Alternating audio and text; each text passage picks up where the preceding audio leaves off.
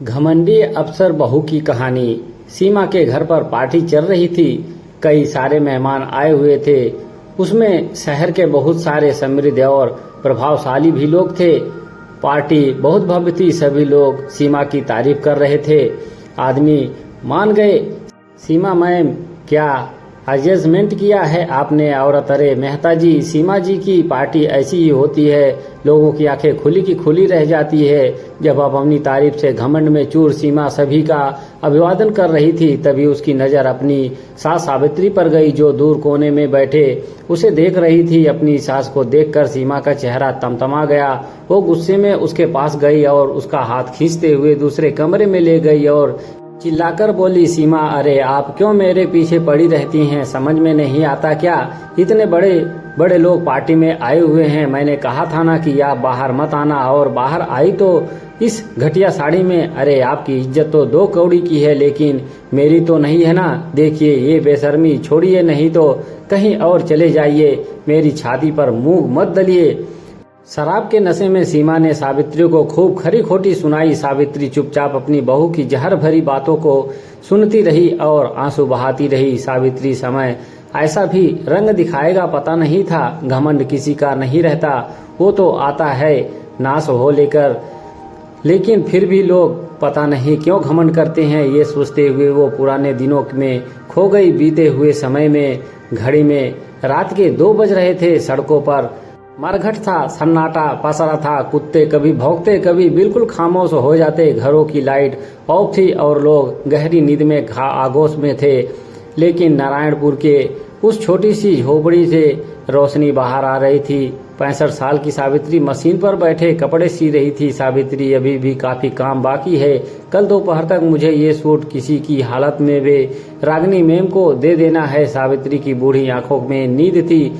उसके हाथ थक भी रहे थे, लेकिन उसे रुकना कहाँ था। हालांकि कुछ देर बाद नींद उस पर ज्यादा हावी होने लगी तो वो उठ गई और अपनी आंखों पर पानी के छींटे मारने लगी। यह देखकर उसकी बहू सीमा को सावित्री के पास ही बैठी पढ़ाई कर रही थी। उसने कहा, सीमा माँ जी, आप थोड़ी देर आराम कर लेती। मैं देख रही हूँ कि आपको नींद आ रही है। सावित्री, अरे नहीं नहीं बहू, मुझे नींद नहीं आ रही है। मुझे यह काम कल तक खत्म करना ही है। देख, तू परेशान मत हो। तू अपनी पढ़ाई कर। तेरी परीक्षा नजदीक है ना? तेरी तैयारी तो सही से हो रही है ना? सीमा, हाँ माँ जी, हाँ तैयारी तो हो रही है। अब देखिए परीक्षा का रिजल्ट कैसा आता है। वैसे भी मैंने तय कर लिया है कि सावित्री, क्या तय कर लिया है? सीमा, यही कि अगर इस बार मेरा सिलेक्शन नहीं हुआ तो मैं आगे परीक्षा नहीं दूंगी। मैं आपके काम में हाथ बटाऊंगी। उसकी बातों को सुनकर सावित्री ने उसके मुंह पर उसकी अपनी अंगुली रखी और कहा, सावित्री बहू, ऐसा भूलकर भी मत कहना। क्यों नहीं होगा तेरा? क्यों नहीं करेगी तू पास? परीक्षा जरूर करेगी। अरे इतनी मेहनत करती है तू, मेहनत करने वालों की कभी हार नहीं होती। सावित्री अपनी बहू सीमा को सगी माँ की तरह प्यार करती थी। ये 1 साल पहले की बात है। फ्लैशबैक। सीमा अपने पति राजेश और सावित्री के साथ एक रिश्तेदार की शादी में ट्रेन से जा रही थी। सीमा, अगर सही समय पर रिजर्वेशन नहीं मिला होता तो भारी मुसीबत हो जाती। सावित्री, बहू, तो वो लिट्टी रखी थी ना तूने? सीमा, हाँ माँ जी, रख ली थी। ट्रेन अपनी गति से चले जा रही थी। उनको शादी में सबलपुर जाना था, लेकिन सबलपुर पहुंचने के 1 घंटे पहले ट्रेन का भयानक एक्सीडेंट हो गया। हर ओर चीख पुकार मच गई। एक्सीडेंट में कई लोग मारे गए। राजेश भी काल के समंदर में समा गया। सावित्री और सीमा भी इस एक्सीडेंट में घायल हो गए थे, लेकिन सीमा और सावित्री को इस दुर्घटना ने ऐसा जख्म दिया था जिसका दर्द वो ताउम्र नहीं भुला सकते थे। सीमा, अरे कई लोग मर गए तो फिर मुझे क्यों जिंदा छोड़ दिया भगवान? आपने क्यों? राजेश के बिना मैं कैसे जीऊंगी? सावित्री, हिम्मत रख बहू, हिम्मत रख। होनी का लिखा कौन मिटा सकता है? अपने इकलौते बेटे की असमय हुई मौत ने सावित्री को तोड़ दिया था। सीमा की भी जीने की इच्छा खत्म हो गई थी, लेकिन इसके बावजूद जीना तो था ही। सावित्री बहू, पता है जीवन का सत्य क्या है? यह रुकता ही नहीं है।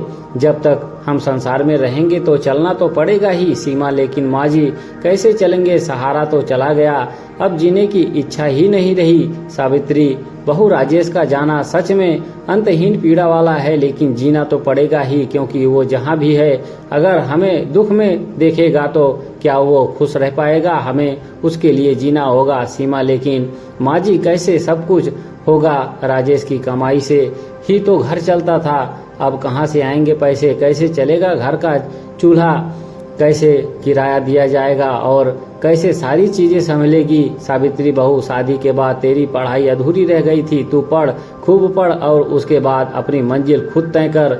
और जहाँ तक बात रही घर को संभालने की तो मैं संभाल लूंगी। राजेश के पिता तो, अब राजेश 6 साल का था तभी गुजर गए थे, लेकिन मैंने हिम्मत का साथ नहीं छोड़ा, सिलाई का काम शुरू किया और उसी से ही उसको पढ़ाई पूरी करवाई। आज एक बार फिर मैं वही करूंगी, इस बार अपनी बहू के लिए। उसकी बात को सुनकर सीमा ने कहा, सीमा माँ, ये क्या, ये अच्छा लगेगा कि आप इस उम्र में काम करेंगी? नहीं नहीं, सिलाई कढ़ाई मैं कर लिया करूंगी, मैं संभाल लूंगी घर। सावित्री, नहीं बहू, अरे मैं इतनी भी बूढ़ी नहीं हुई हूँ, अभी मुझ में बहुत दम बाकी है, हम तुम्हारा और अपना दोनों का ख्याल रख सकती हूँ, बस मन लगाकर पढ़, अपनी पढ़ाई पूरी कर और नौकरी की तैयारी कर। सावित्री सिलाई का काम करने लगी और सीमा ने अपनी अधूरी पढ़ाई को पूरा करना शुरू किया। उसकी कॉलेज की फीस, किताबें, कॉपियाँ, नोट्स, घर का खर्चा चलाना सब कुछ सावित्री के कंधों पर था, इसीलिए वो खूब मेहनत करती। धीरे धीरे सावित्री की मेहनत और सीमा की लगन के कारण उसने एमए की परीक्षा फर्स्ट क्लास में पास की। सीमा, ये सब आपका आशीर्वाद है माँ, नहीं तो मैं तो हिम्मत ही हार चुकी थी। सावित्री, अरे मेरा आशीर्वाद तो हमेशा तेरे साथ है, लेकिन मेरे आशीर्वाद से ज्यादा तेरे कठिन परिश्रम ने अपना रंग दिखाया है। सीमा, माँ जी, कठिन परिश्रम तो आपने किया है मेरे लिए। पढ़ाई पूरी करने के बाद सीमा नौकरी के लिए परीक्षा देने लगी, लेकिन हर बार 1 या 2 नंबर से उसका सिलेक्शन छूट जाता। एक बार तो वो इंटरव्यू तक पहुंच गई थी, लेकिन फाइनल में उसका नहीं हुआ, इसीलिए सीमा थोड़ी परेशान और हताश हो गई थी और वो अब और परीक्षा नहीं देना चाहती थी, क्योंकि परीक्षा के फॉर्म भी तो महंगे आते थे। सावित्री, जब मैं हूँ तो फिर चिंता किस बात की बहू, तुझे बस अपनी मंजिल पानी है, हौसला नहीं छोड़ना है, क्योंकि हौसले को जितने छोड़ा मंजिल खुद न खुद उसकी नज़रों से ओझल हो जाती है। आखिरकार सावित्री के विश्वास और सीमा की मेहनत का फल कुछ इंतजार के बाद मिल गया। सीमा का सिलेक्शन सरकारी ऑफिसर के पद पर हो गया। उस दिन तो सावित्री सीमा को पकड़कर इतना रोई कि सीमा को कहना पड़ा, सीमा, माँ जी, अब तो हमारे दुख के दिन खत्म हो गए, आपकी तपस्या का फल आपको मिल गया, फिर आपकी आंखों में इतने सारे आंसू क्यों? सावित्री, ये आंसू जमा थे बहू बहुत दिनों से, ये सब्र के आंसू हैं, और जब सब्र में खुशी मिल जाती है तो फिर से आंखों के पोरों की बाद तोड़ने पर उतारू हो जाते हैं। आज मैं बहुत खुश हूँ, बहुत ऐसा लगता है कि सावित्री और सीमा की जिंदगी में सब कुछ ठीक हो गया, लेकिन जिंदगी एक और अध्याय लेकर सावित्री के सामने खड़ी होने वाली थी। जिस बहू के लिए उसने दिन और रात की परवाह नहीं की, रात दिन मेहनत की, वो बहू अब बदल गई थी। घमंड उसमें फूट फूट कर भर गया था। अफसर की नौकरी के आगे वो किसी को कुछ नहीं समझती। ऑफिस में भी लोगों से बदतमीजी से बात करती, काम के बदले घूस भी मांगती और नहीं देने पर उन पर अपना रौब जताती। एक दिन की बात है, सीमा ऑफिस में बैठी थी और वो किसी औरत को डांट रही थी। सीमा, अरे दिमाग खा गई हो तुम मेरा, दूर हटो मुझसे, कहाँ से चले आते हैं? औरत, आप गुस्सा क्यों होती हैं मैम? मैं तो अपने हक के लिए पैसे मांग रही हूँ, वो भी मैं नहीं मांगती, लेकिन क्या करूँ? अगर वो पैसे नहीं मिले तो हमारा परिवार बिखर जाएगा। मेरा इकलौता बेटा रेल दुर्घटना में मारा गया, वो अकेला कमाने वाला था। मेरे परिवार में सोचा मुआवजे से जो पैसे मिलेंगे उसमें ये एक सिलाई मशीन खरीदूंगी और अपने परिवार का पेट पाल लूंगी। मेरे मुआवजे के पैसे के लिए भी आपको पैसे चाहिए, मैं कहाँ से दूंगी पैसे? मेरे पास तो फूटी कौड़ी भी नहीं है। यह कहकर वो औरत रोने लगी। उसकी गर्भवती बहू जो वहां खड़ी थी वो अपनी सास को चुप कराने लगी।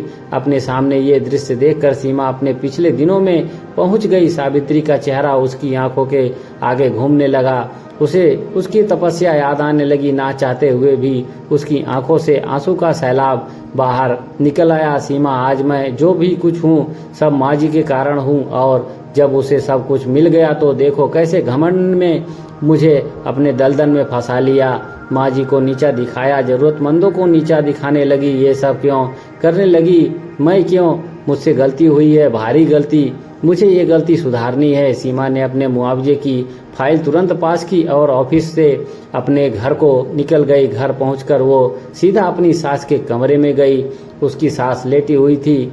उसने उसके पांव पकड़ लिए और उनसे माफ़ी मांगने लगी। सीमा, माँ जी मुझे माफ़ कर दीजिए। पता नहीं मुझे किस बात का घमंड हो गया था। अरे सब कुछ तो आपका दिया है, आपके चलते लोग मुझे जानते हैं, लेकिन मैं ये भूलकर खुद ही सब कुछ समझने लगी। मुझे माफ़ कर दीजिए माँ जी, प्लीज़ माफ़ कर दीजिए। सीमा अपनी सास के पांव पकड़कर रोए जा रही थी, लेकिन सावित्री तो अचेत सी पड़ी थी और वो घमंड की दुनिया को छोड़कर कहीं दूर जा चुकी थी। सीमा को जब अपनी सास के गुजरने का पता लगा तो वो रो रो कर उसका हाल बेहाल हो गया। वो बार बार खुद को कोसने लगी, लेकिन अब क्या होता। हालांकि अब उसे जीवन की सबसे बड़ी सीख मिल गई थी, घमंड से दूर रहने की। कहानी पसंद आई हो तो एक लाइक जरूर करें। धन्यवाद।